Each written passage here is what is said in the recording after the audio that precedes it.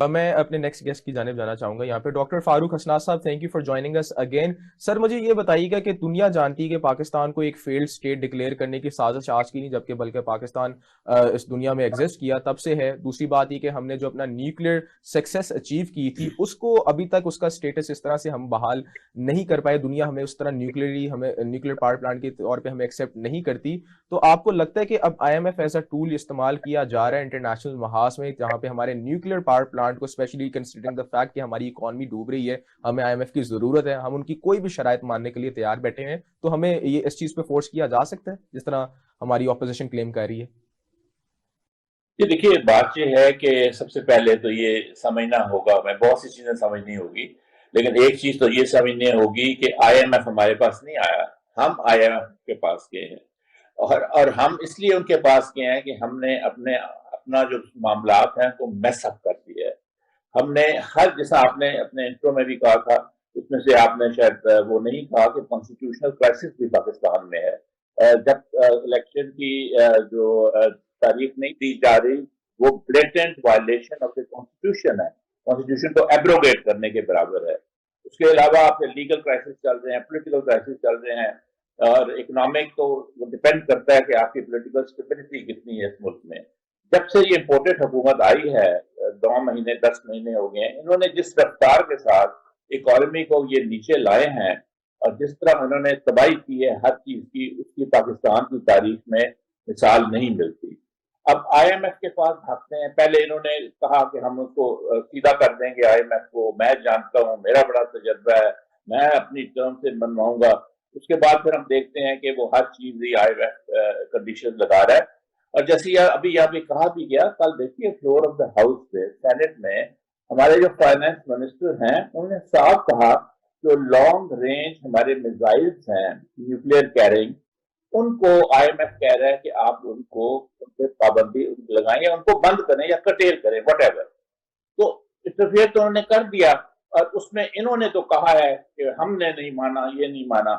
لیکن بات یہ ہے دا ویری فیکٹ کہ یہ بات بھی کرنی, اس قسم کی بات بھی کرنی, اس کا مطلب ہے کہ ہماری گردن ان کے ہاتھ میں آ چکی ہے پوری طرح.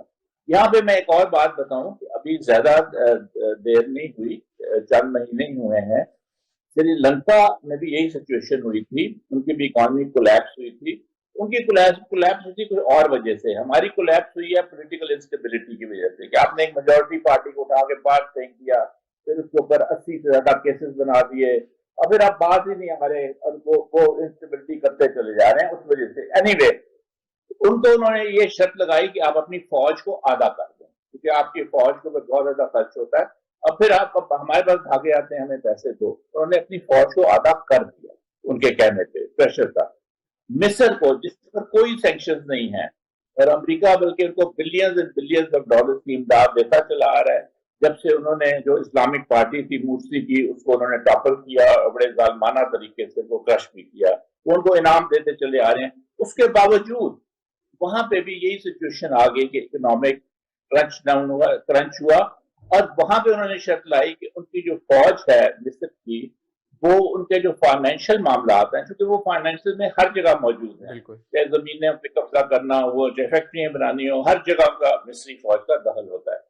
تو وہ مان گیا مصر کہ ہاں جی آپ ان کے جو فائنینشیل معاملات ہیں مصر کے, وہ آپ سپروائز کریں گے. تو اس کا مطلب ہے دیکھیے, جب آپ خود کمزور ہوتے ہیں اور پھر آپ بلیم دوسروں کو کرنا شروع کر دیتے ہیں کہ وہ جی وہ نہیں کرتے, وہ نہیں, انہوں نے کہا ہے, انہوں نے کئی دفعہ ویسے کہا تو ہے کہ جی ہم تو نہیں آپ کے پاس صاحب آپ سے آپ. یہی سوال ہے, اف یو الاؤ می, میرا سوال آپ سے یہ ہے کہ آئی ایم ایف جس طرح سے ڈیمانڈ کرتا ہے, آپ نے اچھی ایگزامپلس دی ہیں, مصر کی دی ہیں, ارجنٹینا میں بھی اس طرح کیا گیا تھا, بہت ساری ناردرن امریکن کنٹریز ہیں جہاں پہ آئی ایم ایف اس طرح کر بیٹھتا ہے. لیکن پاکستان کا پرسپیکٹو میں چیزیں تھوڑی سی ڈفرینٹ ہیں. یہاں پہ اسٹیبلشمنٹ آپریٹ کرتی ہے, ہماری ایک بڑی اسٹرانگ آرمی ہے, ہم جس اسٹریٹجک پوائنٹ آف ویو پہ پائے جاتے ہیں, اتنا آسان نہیں ہوگا. بے شک مجھے بڑا اچھا ایک ان کا یاد آتا ہے ذوالفقار علی بھٹو صاحب کا, کہ وہ کہہ رہے تھے کہ یار ویل ایٹ گراس, لیکن ہم اپنا اس پروسیس کو پورا کریں گے, ہم نیوکلیر پاور بن کے دکھائیں گے. دس شوز کہ ہماری commitment towards the nuclear process ایک بڑی اسٹرانگ کمٹمنٹ ہے, اور ہماری آرمی اسپیشلی وہ اس چیز کو کبھی بھی نہیں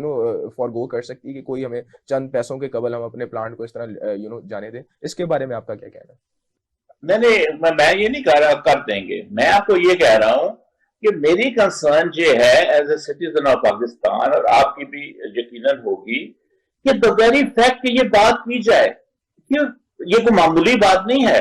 کیونکہ آپ اگر ابھی تو انہوں نے میزائلس کی بات کی ہے نا، لانگ رینج کی، پھر اس کے بعد آپ کے وہ نیوکلیر پروگرام کو بھی مانیٹر کرنے کا سیکورٹی کونسل سے ایک ریزولوشن منظور کروائیں گے. میں یہ کہہ رہا ہوں کہ یہ بہت ہی افسوسناک ہے، اور سب سے زیادہ اتنی بڑی فوج ہم نے دیکھی اور بھی ملکوں کی، روس کی بھی بہت بڑی فوج تھی، اس کے ساتھ کیا ہوا وغیرہ، اس کو تو چلیے چھوڑیے، وہ ایک اور ٹاپک ہو جائے گا. لیکن بات یہ ہے کہ it is a sad state of affair. اور یہ پہلے کہتے آئے ہیں، آپ کو یاد ہوگا کہ کچھ مہینوں سے یہ چلا آ رہا ہے، ہمارے کچھ جو پولیٹیکل لیڈرز ہیں انہوں نے بھی وارن کیا تھا کہ بھئی آپ اس نیچ پہ لے جا رہے ہیں ملک کو اکنامکلی، آپ کو پرواہی کوئی نہیں ہے، آپ تو اس کو ریڈریس کرنے کی کوشش ہی نہیں کر رہے، آپ کے جو نیوکلیر ایسٹس ہیں ان پہ آئے گا وہ بات. وہی ہوئی جو کہ وزیر خزانہ نے ابھی ڈائریکٹلی نیوکلیر کی بات نہیں انہوں نے کی، انہوں نے میزائل ریلیٹڈ بات کیا، لیکن they are coming very near, اور اس کے اوپر اور شرائط لگانے کے لیے ہمارے لیے اب بھی وقت ہے. دیکھیے بات یہ تو ہم رونا پیٹنا کرتے رہیں گے، اس کی بات نہیں ہے. سولوشن کیا ہے؟ اس کا ایک ہی سولوشن ہے کہ چونکہ ہماری اکانومی کا بیڑا غرق ہوا ہے، اس امپورٹڈ حکومت نے کیا ہے اپنے پولیٹیکل انسٹیبلٹی پیدا کر کے، تو اس کا حل یہ ہے کہ آپ الیکشن کروائیں، اور فری اینڈ فیئر الیکشن کروائیں، اور جو بھی حکومت، جو بھی پاکستان کے عوام جس کو ووٹ دیں وہ منتخب حکومت بنائے 5 سال کے لیے، اس سے ہی اسٹیبلٹی، پولیٹیکل اکنامک اسٹیبلٹی بھی آئے گی، ویسے یہ کبھی بھی نہیں آئے گی. ایک چھوٹا سا بریک لیں. صحیح ہے فاروق صاحب، آپ کی جانب آتا ہوں واپس. سر آپ نے بریک سے پہلے ایک بات کی تھی کہ I M F is looking forward towards our central government, ہماری فیڈرل حکومت کی طرف دیکھتا ہے. ایک ان کو ایسی حکومت چاہیے عوام جس کو منتخب کر کے لائے، جس کے پیچھے عوام ہو. میرے اس کے اندر ذرا شکوک و شبہات یا میرے اپنے اس کے اندر پوائنٹ آف ویو، لیکن میں آپ سے پوچھنا چاہوں گا کہ سر اگر ایسا ہی معاملہ ہے تو ابھی تو صرف پنجاب اور کے پی میں الیکشنز ہونے ہیں، وہ بھی پتہ نہیں ہوتے ہیں نہیں ہوتے، اس کے بعد وفاق میں کب جا کے الیکشنز ہوں گے اس کا بھی کوئی عطا پتہ نہیں. لیکن جو بات اب کی جا رہی ہے، جو اس بات کی فضا بنائی گئی کہ آئی ایم ایف کا یہ ڈیمانڈ آ گئی کہ جی الیکشنز کرائیں، جو آپ کی حکومت جیتے گی پھر ہم جا کے کوئی اسٹاف لیول پہ بھی بات کر لیں گے، پھر ہم آپ کو پیسے بھی دے دیں گے. Don't you think it's a very vague stance towards our own political scenario right now? اس کو بہتر طریقے سے اگر ہم اینالائز کریں تو آئی ایم ایف تو یہ چیزیں ڈیمانڈ ہی نہیں کرتا آئی گیس اسٹیبلٹی. نہیں دیکھیے بات یہ ہے کہ لیٹ اس بی ریئلسٹ، ہم تینوں پاکستانی بیٹھے ہوئے ہیں، تو ہم تو کھل کے بات کر سکتے ہیں، کوئی فارنر تو ہے نہیں، کوئی شرم کی بات تو نہیں ہے. مجھے آپ ایک بات بتائیے، مجھے آپ دنیا کا ایک ملک بھی پلیز، 198 یا 196 ملک ہیں ٹوٹل جو یو این کے ممبرز ہیں، تو ایک بھی مجھے ملک بتا دیجئے کہ جس کے پرائم منسٹر نے یا فارمر پرائم منسٹر نے پیسے نکال کے پاکستان سے اربوں ڈالر اور لندن کے مہنگے ترین علاقے میں اپنے شاندار محل بنائے ہوں، یا کسی نے سرے محل بنایا ہو، یا کسی نے دبئی میں وہاں پہ سارے پیسے بہت سارے لیکن نہیں، نو نو نو نو نو وہ پھر دیکھیے وہ جو ملک ہے نا، پھر ان کو قائد اعظم جیسے لیڈر نے نہیں بنایا تھا، وہ تو خانہ جنگی سے بنے تھے، ٹرائبل وارز کی وجہ سے، جو کلونیل پاورز تھی وہ انہوں نے ان کی لڑائیوں سے تنگ آ کے ان کو ملک بنا دیے تھے. ہمارا ملک ایک نظریے کے اوپر بنا ہوا ہے، لا الہ الا اللہ محمد رسول اللہ. اور ہمارے قائد اعظم محمد علی جناح نے ایک کانسٹیٹیوشنل لڑائی لڑی تھی، انہوں نے کوئی فوج نے نہیں اس ملک کو بنایا تھا، نہ ہی خانہ جنگی ہوئی تھی. تو ہمارا جو پاکستان ایک زمانے میں، آپ مت بھولیے، آپ تو بہت ینگ ہیں، 50s میں 60s میں پاکستان کا ایک نام ہوتا تھا، ایون 70s میں بھی پاکستان کو لوگ بہت، دنیا جو ہے بہت سنجیدگی کے ساتھ دیکھتی تھی. یہ تو اپنا حشر ہم نے خود اس طرح کا بنا دیا جہاں پہ ہم نے کیا آئی ایم ایف ڈیمانڈ کر رہی ہے کہ ہماری پولیٹیکل میں آپ کو یہی کہہ رہا ہوں نا، میں آپ کو یہی کہہ رہا ہوں. الیکشنز نہیں میری بات سنیے نا ایک سیکنڈ پلیز، میری بات سنیے. میں آپ آئی ایم ایف کو کہیں کہ آپ ہمیں پیسے دیں، قرضہ دیں، وہ آپ کو دیں، آپ کے اپنے جو لوگ ہیں وہ پیسہ جو ہے ملک سے باہر جا کے انویسٹ کرنا شروع کر دیں، اور وہاں پہ، اور ان کو نہیں پتا، یہ تو ہم ساری دنیا کو پتا ہے نا کہ آپ کے لیڈرز جو ہیں یہاں سے پیسے اٹھا کے باہر لے جاتے ہیں، اور آئی ایم ایف کہتے ہیں کہ آپ پیسے ہمیں یہاں آپ لا کے دیں. یہ تو کوئی لاجیکلی یہ بات بنتی نہیں ہے نا، کوئی سینس نہیں بنتا. دیکھیے اس میں coming back to the solution, یہ تو ہم کہتے ہیں اس کی کوئی سولوشن یہی ہے کہ یہاں پہ الیکشن، آپ نے بات کی نا کانسٹیٹیوشن کو، جناب میں آپ کو ایک بات بتاؤں، جس دن انہوں نے کانسٹیٹیوشن کو چھیڑا نا، اس سے چھیڑ چھاڑ کی، آپ کی جو سیمز ہے نا پاکستان کی یہ اکھڑ جائیں گی. ٹھیک ہے. اسی ایک ڈاکیومنٹ نے پاکستان کو ایک رکھا ہوا ہے اور یونائٹڈ رکھا ہوا ہے, جس سے کاروبار زندگی تھوڑا بہت ہے تو خراب ہی لیکن چل رہا ہے. جس دن آپ نے کانسٹیٹیوشن کو وہ ایبروگیٹ ہی ہوگا نا, اگر آپ 90 days میں الیکشن نہیں کراتے, that will amount to abrogation of the constitution. تو پھر ہمارے پلے رہ کیا جاتا ہے مجھے بتائیے. کانسٹیٹیوشن کے ذریعے تو آپ سارا ٹھیک ہے سر, سسٹم اپنی چل رہا گفتگو ہوتا کو ہے آگے بڑھاتے ہیں. میں آپ کا بھی بریک سے جانے سے پہلے اس پہ پوائنٹ آف ویو لینا چاہتا ہوں. فاروق صاحب ہمیں بتائیے گا کہ یقینی طور پہ یہ ایک بہت بڑا بریک تھرو ہے, اسپیشلی شیعہ سنی پراکسی کی بات کی جائے تو یہ بڑی ایک ہسٹوریکل پرسپیکٹو سے چلتی آ رہی ہے. اگین سوال وہی آپ سے کہ اس پہ سعودیہ کو کیا بینیفٹ ہے, اور دوسری جانب یہ کہ آپ کیا سمجھتے ہیں کہ یہ چائنا کا انفلوئنس بڑھنے کی وجہ سے یہ میڈیشن پروسیس سکسیسفل ہوا ہے, یا امریکہ اپنا انفلوئنس دن بدن کھوتا جا رہا ہے, لوز کرتا جا رہا ہے؟ What's the bigger impact over here, how do you see it? دیکھیے اس میں بیسک بات تو یہ ہے میوچل انٹرسٹ. اس کے ایران کے اور سعودی عرب کے میوچل انٹرسٹ کیا تھے اور کس طرح چائنا نے رول پلے کیا. دیکھیے آپ میڈیشن صرف اسی صورت میں کروا سکتے ہیں جب دونوں پارٹیز تیار ہوں اس کے لیے. ان کی کشیدگی بہت عرصے سے چلی آ رہی تھی, بہت سالوں سے, جب سے عرب اسپرنگ آیا تھا. عرب اسپرنگ کی وجہ سے سیریا ڈی اسٹیبلائز ہوا اور یمن ڈی اسٹیبلائز ہوا, اور ان دونوں ممالک میں ایک سول وار شروع ہو گئی. اور اس سول وار میں ایک دھڑے کو سعودی عرب سپورٹ کر رہا تھا اور ایک دھڑے کو پہلے بیچ میں امریکنز بھی آگے تھے, ترک بھی آگے تھے, ایران کا بھی انٹرسٹ تھا دونوں ممالک میں. لیکن اتنا عرصہ جب گزر گیا تو وہ دونوں میں تو سعودی عربیہ کو بہت بڑا سیٹ بیک ہوا تھا سیریا میں اور یمن میں, دونوں میں.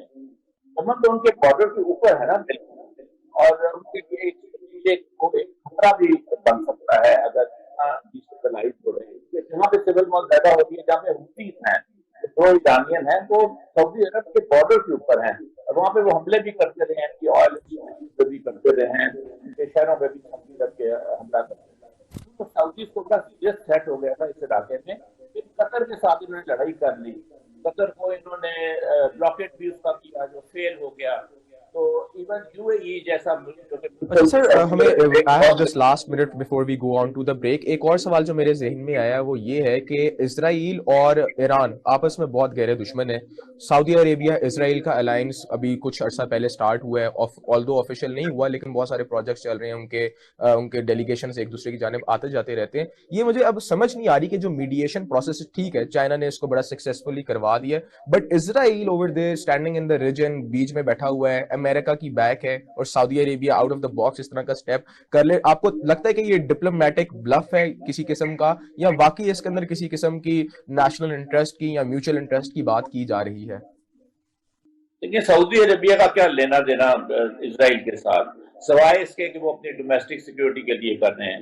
اس لیے یہ بات نہیں ہے. بات یہ ہے کہ ان کے اپنے جو انٹرسٹ تھے دونوں کے, اس میں ہاں یہاں سے میں آپ نے جو پہلے سوال اٹھایا تھا میں جلدی سے اس کا جواب دے دوں. یس, امریکہ نے ریسیڈ کیا ہے یہاں سے. امریکہ کو سیٹ بیک ہوا اس علاقے میں بہت برا, نہ صرف افغانستان میں 20 سال لڑنے کے بعد جس طرح ان کی شرمناک شکست ہوئی, اسی قسم کی شکست ان کو سیریا میں بھی ہوئی, اور عراق میں بھی یہ کھو بیٹھے جو ان کا انفلوئنس تھا. تو اس لیے مڈل ایسٹ میں تو ریسیڈ کیا انہوں نے, اور وہ ویکیوم پھر رشیا نے آگے بھرا ہے. چائنا نے اتنا نہیں بھرا جتنا رشیا نے بھرا ہے, لیکن چائنا نے اس چیز سے فائدہ اٹھایا, اسے میڈیٹ تو ہم بھی کروا رہے تھے نا, پاکستان بھی. اب پاکستان کی کیا حیثیت رہ گئی, کوئی ہماری بات سننے کو بھی تیار نہیں ہے. تو اس لیے وہ میوچل انٹرسٹ تھا جس میں چائنا نے میڈیشن کا رول پلے کیا اور وہ کامیاب ہو گیا.